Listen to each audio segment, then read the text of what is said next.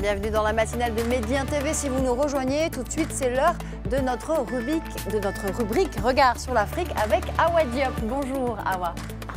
Bonjour Nadia, bonjour les filles. Comment ça va ce matin? Ça va. Alors vous nous emmenez en Sierra Leone ce matin. Effectivement. Alors on en est au second tour de l'élection présidentielle. Le dépouillement des voix se poursuit et nous allons parler tout de suite des enjeux et des perspectives de ce scrutin.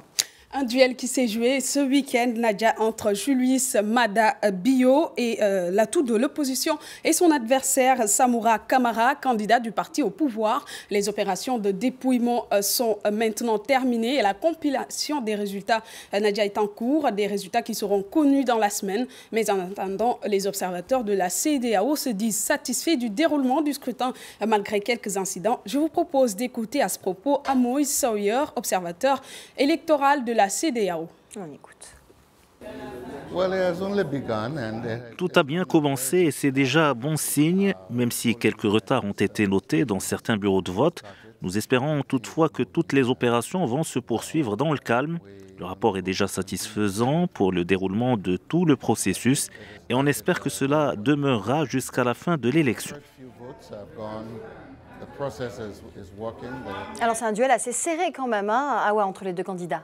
En effet, oui, Nadia, sachant qu'au premier tour, moins de 1% des voix séparaient les deux candidats. L'ancien militaire et candidat de l'opposition, Julius Bio, avait remporté 43% des voix contre 42,7% pour son adversaire Samoura Kamara de l'APC, le parti au pouvoir. Les deux partis peuvent toutefois compter sur le soutien de leurs fiefs respectifs dans un pays où les affiliations politiques sont souvent liées à l'appartenance ethnique ou régionale. On peut dire que la victoire pourrait dès lors se jouer à Freetown et dans le district de Konon qui se trouve dans l'est du pays.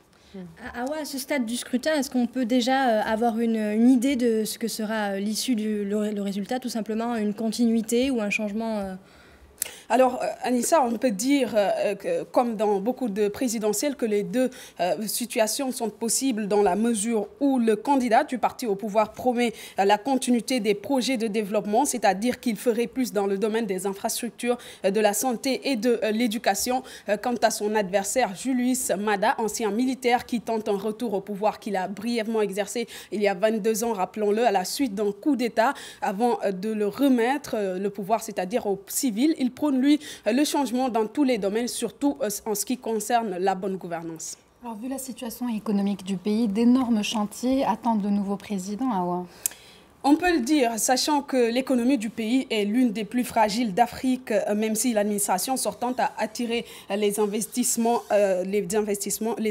plutôt dans le pays, dévasté par la guerre civile entre 1991 et 2002, qui a fait plusieurs milliers de morts. L'économie reste toujours fragile plutôt, avec les chocs de l'épidémie d'Ebola en 2014 et 2016 et la chute des cours mondiaux des matières premières. Il faut noter aussi que la Sierra Leone reste un des pays les plus pauvres de la planète, classé 179e sur 188 selon l'indicateur du développement humain du programme national du programme des Nations Unies plutôt pour le développement. Alors ça, c'est pour les chantiers économiques, mais quels sont les autres chantiers prioritaires qui attendent le futur président Sierra Leone ? De grands chantiers, bien évidemment, on peut le dire, mais visiblement, le futur élu devra surtout s'attaquer à trois grands dossiers prioritaires, Nadia, dont la corruption déjà qui gangrène la Sierra Leone depuis bien longtemps, qui est 19e en Afrique de l'indice de perception de la corruption selon Transparency International, et aussi après la fin de l'épidémie d'Ebola qui a dévasté ce pays, la reconstruction du système sanitaire continue de se poser jusqu'à présent dans ce pays de l'Afrique de l'Ouest, aussi de l'Afrique de l'Est plutôt, ainsi que des projets de développement qui doivent être revalorisés dans ce pays, Nadia. D'accord, ok. Donc c'est vraiment 50-50 entre les deux candidats. Voilà, maintenant, actuellement, la lutte, on peut dire, le duel est très serré. Donc, on ne peut pas faire de pronostic sur celui-ci va sortir vainqueur. Donc, 1% séparait déjà les deux candidats, dont qui compte déjà sur le soutien du président sortant, qui est son candidat déjà du parti au pouvoir, et l'autre, l'atout plutôt de l'opposition de la Sierra Leone. D'accord. Merci Awa. Donc on suivra de près ce second tour de la présidentielle effectivement. en Sierra Leone.